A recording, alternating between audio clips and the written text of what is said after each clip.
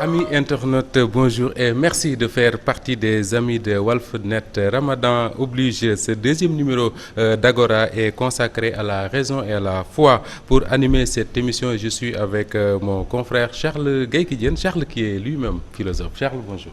Bonjour Moustapha. Alors nous allons donc parler de la foi et de la raison. Sont-ils compatibles?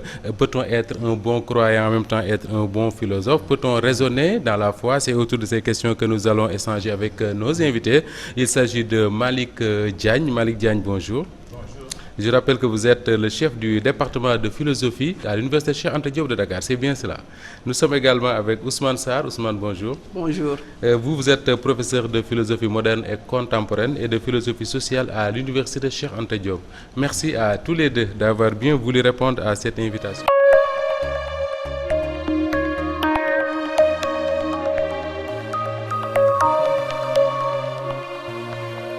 Si les thèses philosophiques peuvent s'expliquer dans leur contexte d'émergence, on ne peut pas négliger que l'imaginaire que l'on a de la philosophie, c'est bien que cette dernière prétend à l'universalité.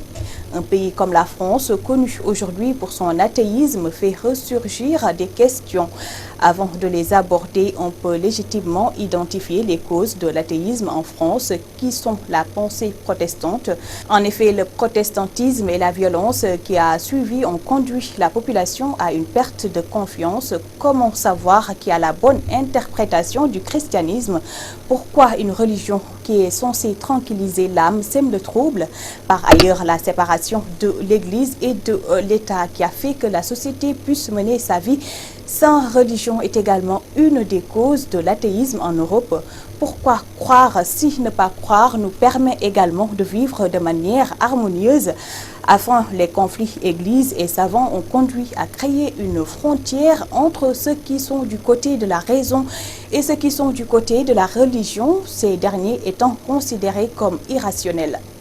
Cet exemple avec la déliquescence de l'Église nous conduit à nous demander si sans organisation ou confrérie qui guide, on ne risque pas de faire tomber la masse dans l'athéisme.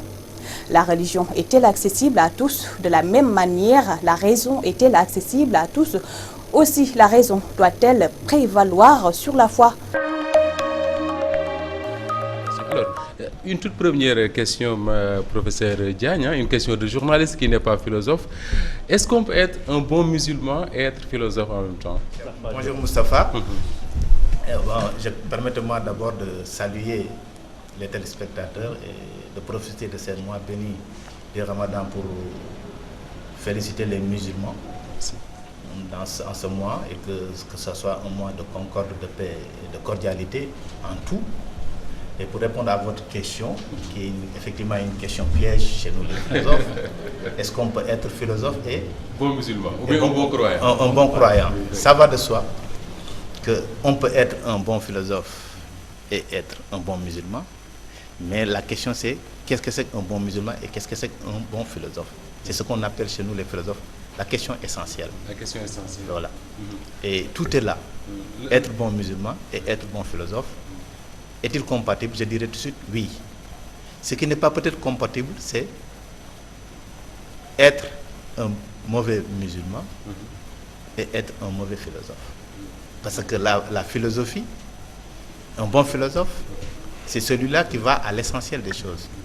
Je pense que être un bon musulman aussi, ça renvoie aux fondamentaux de cette religion que nous avons hérité du prophète Mohammed sallallahu alayhi wa sallam.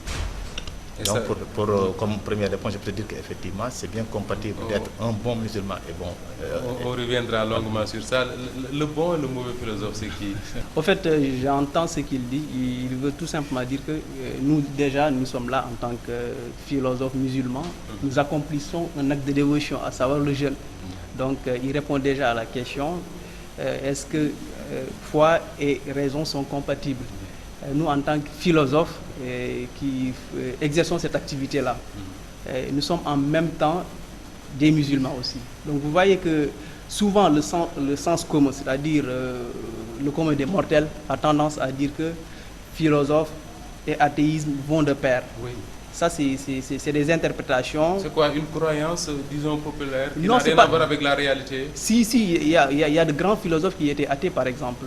Je peux nommer Nietzsche, je peux nommer Marx, je peux nommer d'autres philosophes, Freud, Sartre. Mais aussi, il faut contextualiser, par exemple. Quand Marx critique la religion, il faut remonter aux conditions sociales qui ont fait émerger le discours critique de la religion qu'il a tenu. Parce qu'à l'époque, vous n'êtes pas sans savoir qu'il y avait les seigneurs qui étaient là, l'église qui était là, qui détenaient les terres en même temps. Oui. Il s'est rendu compte que ce processus-là n'était pas normal. Que quelqu'un qui se dit un homme de Dieu puisse continuer à dominer des individus. Et c'est dans ce contexte-là qu'il a émis ce discours critique en qualifiant de la religion d'opium du peuple. C'est-à-dire que ce soleil illusoire qui gravite autour de nous, tant que nous ne gravitons pas autour de nous-mêmes. C'est progressivement ce genre de discours-là que les gens ont popularisé, ont vulgarisé. Or, il y a de grands philosophes, Ghazali, il y a de grands philosophes musulmans et qui continuent à être des chercheurs, de grands philosophes, des gens qui se posent des questions, qui doutent, qui se remettent en cause aussi. Parce que je sais que c'est là que vous voulez en venir. Philosophie comme remise en question, comme raison. Est-ce que c'est compatible avec la foi? C'est compatible. C'est compatible. Avant de donner la parole à Charles, pour parler de la raison d'abord, vous dites que si Marx a critiqué la religion comme il a eu à le faire, c'est parce qu'à l'époque, l'Église a joué un certain rôle quand même. Récemment, j'ai entendu dire que l'Église a été toujours contre la démocratie et faisait la promotion de la monarchie en Occident. Est-ce que ce n'est pas tout cela qui réunit, qui fait que... Bien sûr, bien sûr. Même quand vous voyez, c'est pourquoi je vous dis que les philosophes aussi ont eu à jouer un rôle. Quand, par exemple, Marx a critiqué la religion, quand, par exemple, Galilée a été condamné, et quelques années plus tard, on s'est rendu compte que la Terre tournait autour du Soleil, vous voyez, c'est-à-dire qu'il y avait une pensée religieuse qui était là, qui était fermée, et qu'on ne pouvait pas remettre en cause. Socrate aussi, il a parlé du banquet et de l'apologie de Socrate, du banquet et tout ça. Parce qu'on l'a condamné, on a dit que Socrate ne croyait pas au Dieu. Or, lui, il croyait en quelque chose. Et jusqu'à présent, l'histoire de la philosophie n'est qu'une histoire de défense de la pensée de Socrate. Ce qu'il dit, par exemple, tout à l'heure, quand j'ai dit que Marx critique la religion, c'est un contexte, c'est vrai, c'est des conditions sociales qui étaient là. Mais après la Révolution française, est-ce que vous vous rappelez que quand les gens se sont levés, ils ont dit qu'on a lu le contrat social de Rousseau, c'est la faute à Rousseau. Donc vous voyez le rôle du philosophe dans une société. Ça veut dire que la philosophie n'est pas une activité aussi qui est déconnectée de nos préoccupations sociales. Quand on a renversé la monarchie, quand on a renversé le système qui était là, les gens ont dit que c'est la faute à Rousseau parce qu'il avait écrit le contrat social à l'époque. Ok. Charles, pour parler de la raison. Moi, j'avais une question toute simple. Oui. C'est quoi la raison? Comment expliquez-vous? Oui, c'est-à-dire la raison ou philosophie, parce qu'on a tendance à dire que la philosophie est une instance rationnelle. C'est de cela, quand vous vous rappelez du fameux texte de Jean-Pierre Vernant, Les origines de la philosophie, à partir du moment où on pose la philosophie comme instrument rationnel qui s'oppose à la tradition, parce que tout discours nouveau est un discours qui entre en conflit avec la tradition. Donc, on se dit qu'il y a des choses qui sont là. Il faut maintenant évaluer ces choses par la pensée. Le cogito, c'est ça que vous avez écrit dans votre émission. Cogito ergo sum, je pense donc je suis. Mais cette force de la pensée-là, c'est une force qui remet en cause toutes les habitudes, les choses qu'on avait par habitude de croire. Et ça devient un discours conflictuel. Donc c'est ça la raison. La raison, c'est ce qui pèse, sous-pèse, analyse de manière critique les choses qu'on nous présente comme allant de soi. Et même, pour aborder un autre point, peut-être vous allez en venir, sur le discours religieux aussi. Même quand le discours religieux émerge, le discours religieux entre en conflit avec la tradition. Donc, même quand on oppose philosophie et religion, il faut prendre les principes, les préalables, pour voir que ces deux discours-là peuvent aller ensemble. Même si Heidegger a tendance à dire que parler de philosophie religieuse, c'est un cercle carré. Il parle d'opposition entre le discours religieux et parfois... D'ailleurs, dans nos sociétés traditionnelles africaines, des sociétés fondamentalement animistes, on nous a toujours dit qu'il y a eu une confrontation entre l'islam, quand il a fait son entrée dans nos sociétés, et nos croyances traditionnelles. Jusqu'ici, il perdure encore des pratiques purement animistes. Est-ce que vous pensez que nous, Africains, il y a une raison qui puisse nous permettre de dépasser ces croyances-là? En fait, c'est pour revenir un peu sur ce que Ousmane a dit, c'est sur le côté subversif de la philosophie. S'il y a un domaine, les philosophes ne sont d'accord sur rien, sur ce côté subversif de la philosophie. Le fait qu'effectivement, comme discours, il a tendance à secouer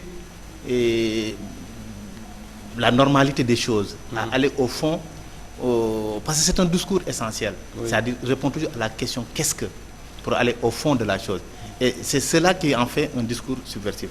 Et aussi loin qu'on remonte dans l'histoire de l'humanité ou bien de la pensée philosophique, il y a eu effectivement ce malentendu par rapport à ce côté subversif. Le fait que la philosophie vient déranger le statu quo social qui est là pour interroger les choses qui sont jusque-là de l'ordre de la non-interrogation, c'est-à-dire de l'ordre de l'acquis. Rien ne va de soi en philosophie. D'ailleurs, on peut dire que d'une certaine façon, c'est le malentendu qui était à l'origine du procès de Socrate, qui est le père fondateur de la philosophie. C'est ce malentendu qui continue à exister pour ce qui est du rapport de la philosophie avec la société. Parce que, au fond, la philosophie n'attaque pas un domaine déterminé. La philosophie n'attaque pas une tradition, n'attaque pas une coutume. La philosophie critique, c'est-à-dire dans le sens étymologique du terme, c'est-à-dire examine de fond en comble une chose pour déterminer les différents rapports, les différents éléments nécessaires et constants qui sont au sein de ce phénomène-là pour en tirer des conclusions qui sont une perspective de vérité et qui n'est pas une vérité absolue. Et c'est dans ce sens, effectivement, que la philosophie, si vous voulez, s'oppose dans un certain sens avec un certain discours religieux. Parce que la philosophie, dès le départ, a compris la complexité de l'existant, de l'être, si je peux parler ainsi. Et tout discours religieux est un discours absolutiste, c'est-à-dire il a une vérité absolue. Il y a opposition de principe du fait, effectivement, que la perspective, le point de vue philosophique est toujours une perspective. Là où la perspective religieuse, surtout pour nos religions monothéistes, c'est une perspective absolutiste.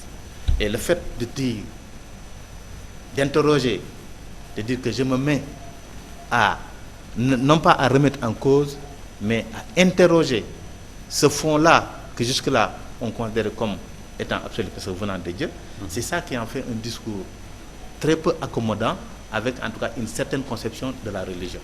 Mais la philosophie en tant que telle, en tant que discours rationnel, n'est pas en contradiction avec la religion. Parce que Socrate, il l'a affirmé, il a démontré même dans le Tufron qu'il était un croyant, malgré qu'il fut accusé de ne pas croire au même Dieu que sa société qu'il a mise en accusation, qui va ensuite le condamner à boire la cigue. Mais j'ai une question aussi, mais est-ce que la raison même n'est pas un frein à la croyance? Quand on sait que la foi, bon, pas la foi, mais la raison, ou bien la philosophie même, sa méthode c'est de douter de tout. Ça, ouais. Sa méthode c'est de douter de tout. En allant au bout, est-ce qu'on ne peut pas dire que la philosophie, ou bien le philosophe, ou bien la raison doute de tout, y compris de Dieu?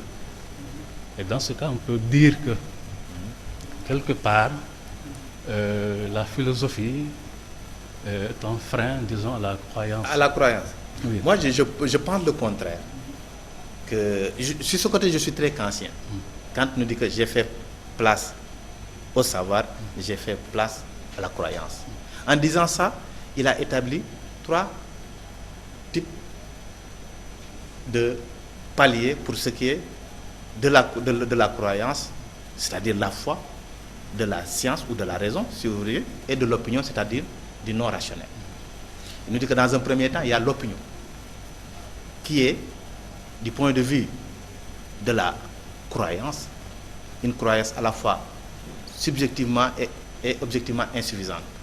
En deuxième palier, il y a la foi, qui est une croyance subjectivement suffisante, mais objectivement insuffisante.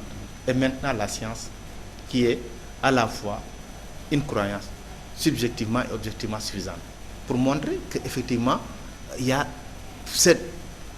c'est un problème de palier en termes de rapport avec la vérité. Parce que tout est dans le rapport avec la vérité. En dernière instance, la religion, ce n'est que la rencontre de la vérité absolue qui est Dieu. La philosophie, ce n'est qu'un discours qui est une quête de la vérité. Mais une quête de la vérité avec une sorte de départ, comme l'avait dit Socrate, tout ce que je sais, c'est que je ne sais rien. C'est-à-dire donc à partir d'un angle modeste, puisque étant une œuvre humaine, je ne peux que aborder la vérité à partir d'un point de vue, d'une perspective donnée. Donc vous voyez, ce qui fait que c'est juste un problème là où la foi est une rencontre directe avec la transcendance. La raison, par la science, par la raison, ne peut pas établir une rencontre directe avec la transcendance. Parce que comme Kant nous l'a bien établi dans sa critique de la raison pure, il y a des choses de l'ordre du connaissable et des choses de l'ordre du non connaissable. C'est-à-dire les questions d'ordre métaphysique, comme Dieu, comme l'immortalité de l'âme, comme la liberté. C'est des choses qu'on ne peut pas connaître. Parce que pour Kant, pour qu'une chose soit objet de connaissance, il faut que cette chose-là tombe sous ce qu'il appelle les catégories de l'entendement ou bien les a priori de la sensibilité, que sont l'espace et le temps. On ne peut connaître une chose que dans un espace et dans un temps déterminé. C'est-à-dire, si je prends cette table, je ne peux la connaître que dans cet espace où il est placé et dans le temps où nous sommes en train de la saisir. Parce que demain, ou bien dans un autre lieu, la table ne serait pas là. Et il nous dit qu'il en va ainsi de toute forme de connaissance. Il n'y a de connaissance que les choses qui peuvent tomber sous les catégories de l'espace et du temps. Ce qui fait que Dieu, qui est l'infiniment grand, l'infiniment qui n'a pas de commencement ni de fin, ne peut pas tomber dans l'espace ni dans le temps. L'âme, ou dans l'immortalité également, c'est une question qui sort de la temporalité et de l'espatialité, tout comme la liberté. Ils peuvent être que des postulats, c'est-à-dire des éléments à partir desquels je construis la rationalité humaine. Quand on suit le raisonnement de professeur Diagna, Ousmane Sarr, il y a un certain nombre de questions, de points de vue qu'il pose et qui permet un peu de pouvoir, par exemple, croire à l'existence de quelque chose. Quand on initie les jeunes musulmans, et j'imagine que Charles ne me démentira pas, que c'est la même chose pour le jeune chrétien, on lui dit Dieu c'est ceci, c'est ceci, c'est ceci. Il y a un ensemble de choses qu'on définit comme pouvant permettre de croire en Dieu. Quand on veut être un bon musulman, on accepte forcément ça. Alors, il dit que le philosophe, lui, doute de tout. Alors que moi, le musulman que je suis, je n'ai pas le droit, je n'ai pas le droit de douter de l'existence de Dieu. Est-ce qu'on peut être un bon philosophe et douter de l'existence, et vous s'interroger même sur l'existence de Dieu? Je ne dis même pas douter, mais s'interroger. Même quand vous interrogez le Coran, quand Dieu vous dit « Fataqouni ya ulil albab », je m'adresse aux individus qui réfléchissent, qui sont doués de raison. Vous voyez la complémentarité entre philosophie et religion. C'est-à-dire que l'une n'exclut pas l'autre. Même si souvent les principes sur lesquels les fondamentaux sont assis peuvent être différents. Parce que quand vous prenez la philosophie par exemple, il n'y a pas de rapport de verticalité, de soumission, d'adoration. Or, dans la religion, il y a un rapport de verticalité, d'adoration, de soumission. Il y a des principes qui sont là, qui sont intangibles, inamovibles. Or, en philo, on vous dit que le premier principe, c'est quoi? Il n'y a rien d'intangible. Tout doit être soumis au crible de la raison. Et même l'intitulé de votre émission, Cogito ergo sum, Descartes, c'est comme ça qu'il a pu découvrir que lui, il n'est que pensée. Parce qu'il a dit que, supposons que moi-même, René Descartes, qui suis là, que je ne sois pas, que je ne suis absolument rien, que je doute de mon corps, que je doute que j'existe, que je ne sais pas si je suis en train de veiller ou que je suis en train de vous parler. Je peux douter de tout, sauf du doute lui-même. C'est-à-dire, en ce moment-là, il y a quelque chose qui me fait penser, et cette chose-là, c'est la pensée. Et la philosophie, maintenant, s'établit sur ce rapport-là de pensée, de contradiction, de remise en cause. N'empêche, le discours philosophique n'est pas un discours qui n'est pas compatible avec la religion. Parce que, je vous donne un exemple. Dans les hadiths, on vous dit quoi? Talabul ilm wala bisini. Allez chercher la science jusqu'en Chine. Talabul ilm al-faridatun minal muslimin wal muslimat. C'est-à-dire, la science est du ressort du musulman comme de la musulmane. Le prophète nous fait une injonction. En philosophie aussi, c'est cela. Parce que quand Heidegger dit que la philosophie, c'est un Holzweg, c'est-à-dire un chemin qui ne mène nulle part. Parce que c'est un discours sur un discours. Althusser va dire que c'est un discours, c'est le chemin des chemins qui ne mènent nulle part. Pourquoi? Parce que la pensée ou la raison se confronte à elle-même. Et souvent, elle n'aboutit absolument à rien. Mais d'autres philosophes vont même remettre en cause ce postulat-là, parce qu'on ne peut pas accepter l'idée selon laquelle la philosophie n'est qu'un discours, un premier discours sur un second discours. Marx dit que non, la philosophie est un discours sur le réel et doit prendre en charge le réel. Nous, maintenant, en tant que philosophes, on peut être aussi bien des croyants que de grands philosophes. Et Souleymane Bachir Diagne est là pour l'attester, Al-Ghazali est là pour l'attester, et d'autres là, sont là aussi pour l'attester. Donc, entre philosophie et religion, le mariage est possible. Et même ce qui nous empêche en tant que musulmans d'être des suiveurs ou d'avoir la foi du moutonnier, c'est quoi? C'est la raison. Si vous avez lu le magnifique ouvrage de Mbougar Sarr, Terre Sainte, il est sorti récemment, il a été primé. Mais quand vous voyez la manière dont il décrit le processus qui a abouti à la destruction des manuscrits de Tombouctou, cela veut dire que ces gens-là, c'est des gens qui sont passionnés, ils ont la foi, mais leur foi n'est pas éclairée par un instrument, à savoir la raison. Et nous, on a besoin d'une foi qui est éclairée. Quand je suis musulman, je peux défendre de manière rationnelle ma croyance. Il faut que j'accepte que l'autre puisse être différent de moi et qu'on puisse argumenter et vivre en harmonie. C'est ce qui fait que je peux accepter Charles, je peux accepter Diop, je peux accepter Malik et qu'on ait une vie conviviale, harmonieuse. Pourquoi? Parce que j'ai mis en principe la raison. J'ai discuté avec toi, j'ai échangé et j'accepte ta différence. Justement, professeur, il pose là une question, disons, d'actualité. Quand on voit ce qui se passe dans le monde, hein, on a vu hier ce qui s'est passé aux États-Unis, 50 morts dans une boîte de nuit appartenant à la communauté homosexuelle. Là, on se dit quoi? Que c'est la foi qui a dominé la raison, ou bien c'est quelqu'un qui agit avec foi et sans raison, peut-être sans raison? On peut dire dans un premier temps que c'est quelqu'un qui agit avec la foi sans raison. Mais est-ce que authentiquement là on peut avoir une foi? En tout cas, si nous nous inscrivons du point de vue de l'islam, on ne peut pas avoir une bonne foi s'il n'y a pas la raison derrière. Parce que Dieu nous demande de le connaître d'abord avant de l'adorer, avant de le croire véritablement. Absolument. Parce que il faut faire, pour ce qui est de ce rapport ou bien de cette relation entre la philosophie et la religion, ce n'est pas la même chose que le rapport entre la raison et la foi. Parce que la foi, c'est une rencontre avec la transcendance. Elle est personnelle, elle est subjective. Il n'y a pas d'intermédiation.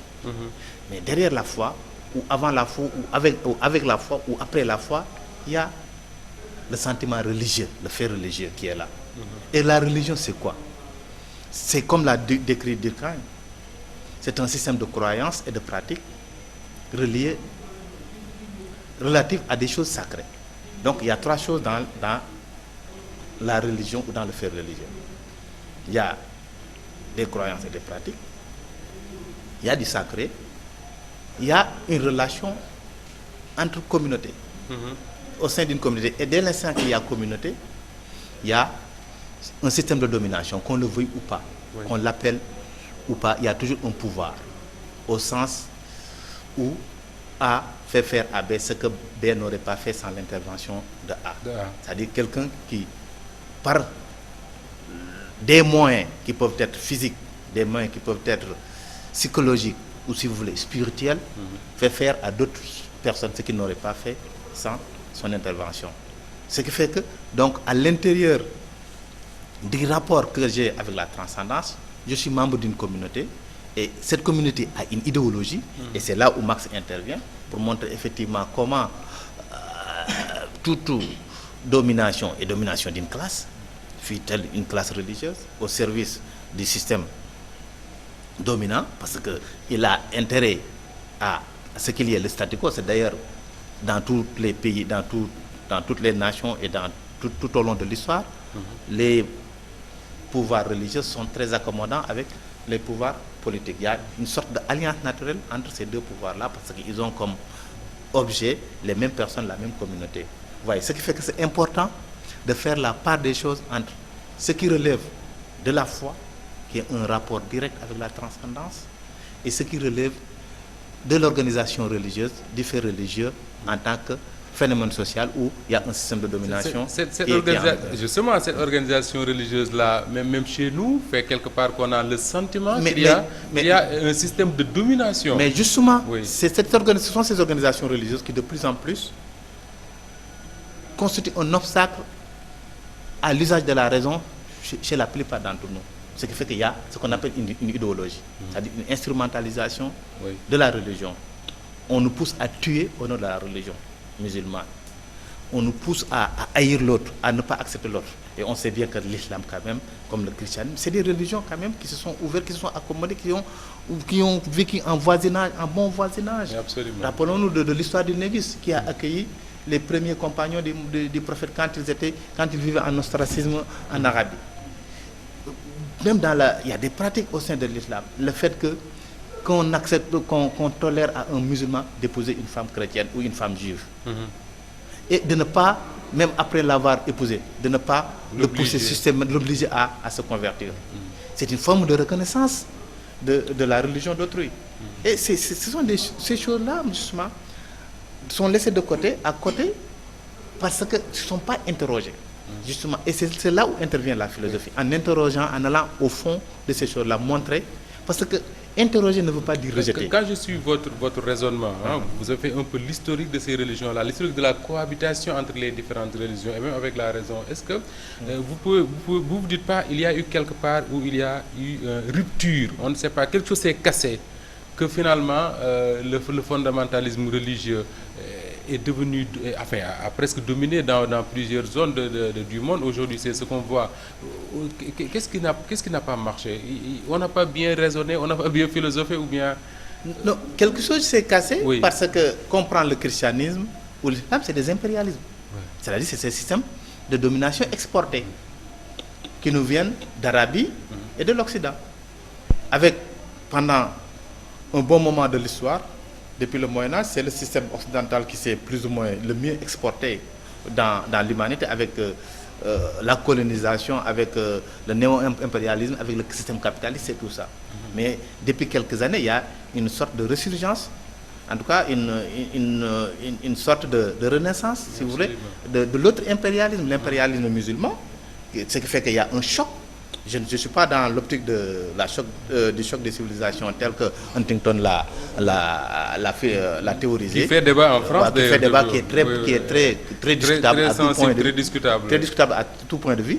Mais il y a quand même ce fait qu'à un moment donné, avec l'évolution du monde, il y a quand même ce choc des cultures, qu'on le veuille ou pas, et qui est instrumentalisé par certaines chapelles, certains think tanks, mais également certains systèmes politiques mis aussi bien du côté de l'Occident que du côté de l'Arabie, qui fait qu'aujourd'hui, effectivement, il y a quelque chose qui s'est cassé, mais au départ, il y avait quand même cette tolérance, il y avait cette concorde quand même entre les religions. Mais justement, en fait, ce que je voulais dire, est-ce que si on est arrivé à un stade où les gens tuent les gens, est-ce que ce n'est pas parce que les gens ne font plus, ils ont l'effort d'aller à la source?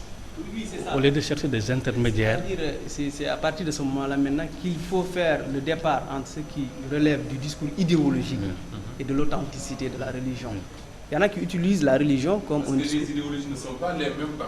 Oui, c'est ça que je veux dire. Par exemple, si vous vous rappelez de Luther quand il a traduit la Bible en allemand, la guerre des paysans en allemand, cette guerre a été dirigée par un homme d'église. Pourquoi? Parce qu'il s'était rebellé contre un système d'église qui aliénait, qui dominait des individus.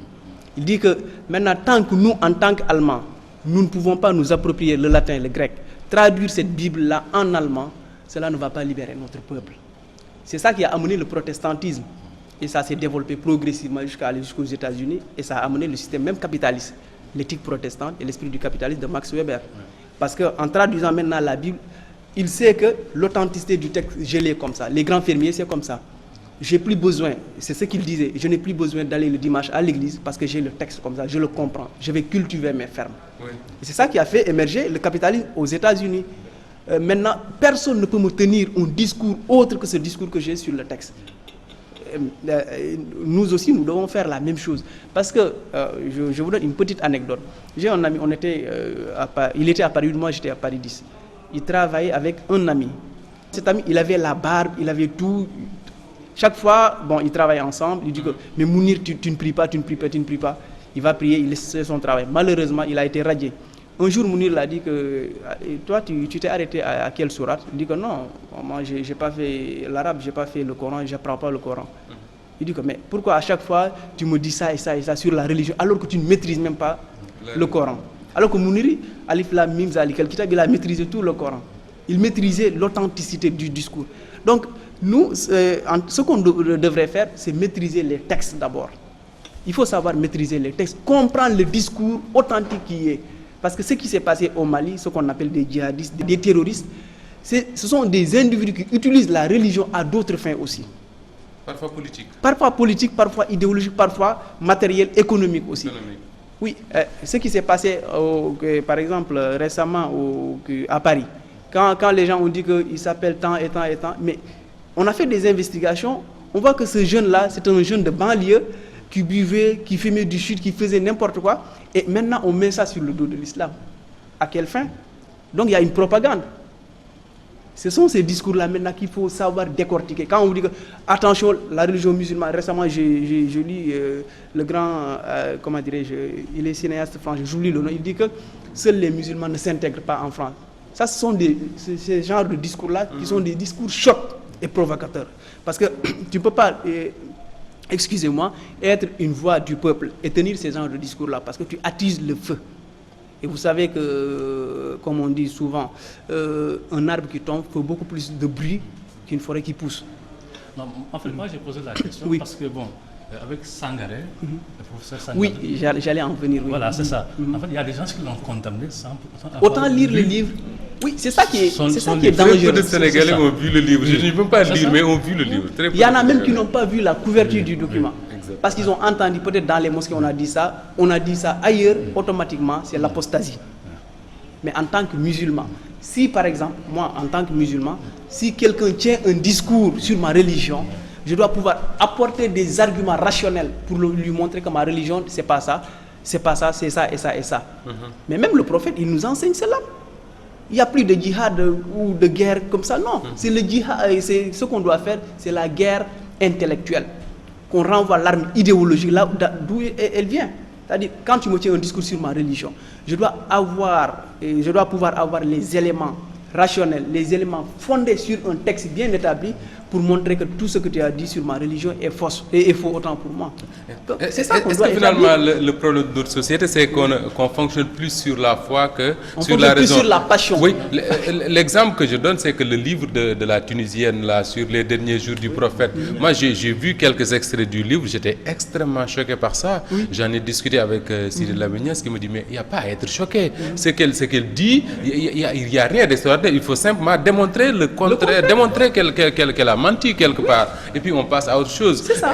Est-ce que ce n'est pas parce que lui, il sait, il a étudié ça, il maîtrise les derniers jours du prophète, et que moi, j'ignore un peu tout de ça, que ce qui me choque est plutôt très facile, quoi. Oui, parce que peut-être Sidi aussi, il maîtrise le Coran, il maîtrise les versets, il maîtrise l'histoire de l'islam. Quand on raconte quelque chose, il a un certain degré de hauteur pour pouvoir en faire un jugement. Mais c'est ça qu'ils doivent faire. Eux, ils doivent porter cette voix-là.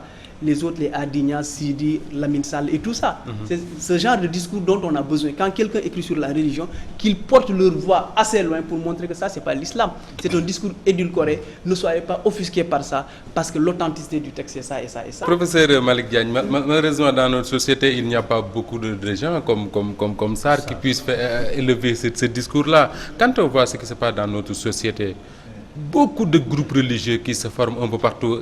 Hier, avant-hier, j'ai entendu le président Sarkozy en France dire qu'il faut éviter la tyrannie des minorités. Est-ce que tous ces groupes-là qui se forment dans notre pays n'est pas finalement un danger quand on lit cela à la foi et la raison?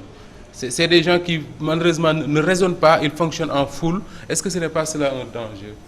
Effectivement, ça peut être un danger, parce que ça, c'est l'esprit des foules, tel que Durkheim l'avait établi. La foule ne réfléchit pas. La foule est bête. La foule est bête. Et justement, c'est là où se trouve le danger, quand on établit une dichotomie entre la foi et la raison. Aussi loin qu'on le montre dans l'histoire de l'islam, on peut, dans un certain sens, voir, par exemple, dans l'histoire du christianisme, un moment où il y avait une caste, excusez-moi du terme, qui avait le monopole de l'interprétation et de la lecture du texte sacré via le clergé. Mais si nous prenons le cas de l'islam, ça n'a jamais existé. L'islam a toujours été accompagné par ce besoin de raison, d'intelligence des textes, de lecture et de compréhension et d'interprétation des textes. Et ce qui fait que aujourd'hui, ce qui existe, c'est effectivement ces groupes qui se construisent dans un contexte d'anomie sociale où effectivement, à l'échelle mondiale, on ne sait plus à quel sens se vouer en termes de religion. Et on le retrouve, le Sénégal, avec la mondialisation, on n'est pas à l'abri. Heureusement, pour beaucoup de choses, nous avons ce qu'on appelle des paravents que constituent des garde-fous que constituent les confréries, qui font que ces groupuscules ne peuvent pas proliférer au Sénégal, mais rien n'est acquis de façon définitive. Il y a une vigilance qu'il faut, parce que c'est toujours dangereux quand on veut départager la foi et la raison. Parce qu'il n'y a de véritable foi qu'éclairée par la raison. La raison, dans un certain sens, doit être, comme l'avait bien établi saint Thomas d'Aquin, une servante de la foi. Une foi véritable doit être adossée sur une raison. Parce que le savoir, l'homme de science, l'homme de savoir ne peut pas être radical. On peut être homme de savoir et ne pas être croyant. Ce n'est pas dangereux pour la communauté, le fait qu'on soit un non-croyant. Ce qui est dangereux pour la communauté, c'est le croyant qui est radical. Parce qu'il a une croyance aveugle, qui a une croyance, c'est une bombe humaine. Voilà, c'est ça qui est dangereux. Ce qui fait que je pense que l'idéal, c'est d'aller vers cette réconciliation de la foi et de la raison dans nos sociétés, en donnant plus de savoir aux gens. Parce qu'il y a besoin de réconcilier les deux. Il y a besoin de réconcilier. Parce qu'il y a eu on réconcilie des gens qui sont divorcés. Finalement, il y a un malentendu. Toute l'histoire en tout cas pour ce qui est de la raison du point de vue philosophique, il y a un grand malentendu qui a accompagné effectivement les rapports entre la raison et la foi. C'est ça même la. Et parce que comme je l'ai dit tout à l'heure, je vous ai parlé de la continuation du procès de Socrate. C'est ça, nous sommes toujours en train de revivre et de revivifier ce malentendu-là qui a présidé au dernier jour de Socrate via son procès, parce qu'on l'a taxé de non-croyant, ce qui n'est pas le cas. Ce n'est pas parce qu'on réfléchit, c'est pas parce que comme il a dit douter de tout, mais ce n'est pas douter n'importe comment. Descartes nous parle de doute méthodique, c'est-à-dire un doute orienté vers la recherche de la vérité, vers le bon sens, qui est la chose du monde la mieux partagée. Ceci veut dire on ne doute pas parce qu'on a envie de tout contester. Non. On nous doute simplement parce qu'on veut savoir. Ça devient un doute hyperbolique, qui n'est pas bon. Mais ça doit être un doute méthodique, qui doit nous pousser à aller vers la vérité. Et Descartes nous le dit si bien, que la raison, c'est le bon sens, c'est-à-dire la chose la mieux partagée au monde. Mieux partagée dans le double sens en quantité comme en qualité. Il part du principe que chacun en a suffisamment, que même les plus exigeants parmi nous n'ont pas besoin d'en avoir plus qu'ils n'en ont. Ce qui manque maintenant, c'est la façon de conduire la raison. Et par le doute méthodique, il a pu effectivement conduire sa raison et arriver aux vérités, en tout cas au système qu'il a mis en place. Je pense que sans pour autant s'inscrire dans une perspective purement cartésienne, on peut effectivement considérer que aujourd'hui, l'humanité a un défi majeur à régler, c'est la question de la raison et de la foi. Et ce défi-là ne nous épargne pas. Ne nous épargne pas, nous Sénégalais. Ne nous épargne pas parce que nos sociétés en général. Non, parce qu'on ne vit pas dans un îlot, nous sommes de plein pied dans la mondialisation. C'est vrai que comme je l'ai dit tout à l'heure, on a de grands remparts que constituent nos confréries mises en place par nos valeureux pères fondateurs, mais de jour, parce que pour faire mal, comme vous avez dit, il y a des minorités qui sont là pour faire mal. Il suffit d'un peu, 2 ou 3 fous peuvent faire mal. Ce qui fait que c'est important que vraiment qu'on remette en place ce projet de réconcilier en tout cas d'une certaine façon la raison. Professeur Ousmane Sarr, finalement, au lieu d'être un frein à la croyance, la raison peut permettre, en tout cas dans nos sociétés, d'éviter ce système de domination-là qui fait que certains, disons-le comme ça, certains lobbies profitent de la religion pour exercer une domination sur certaines personnes. La raison peut permettre de dépasser ça.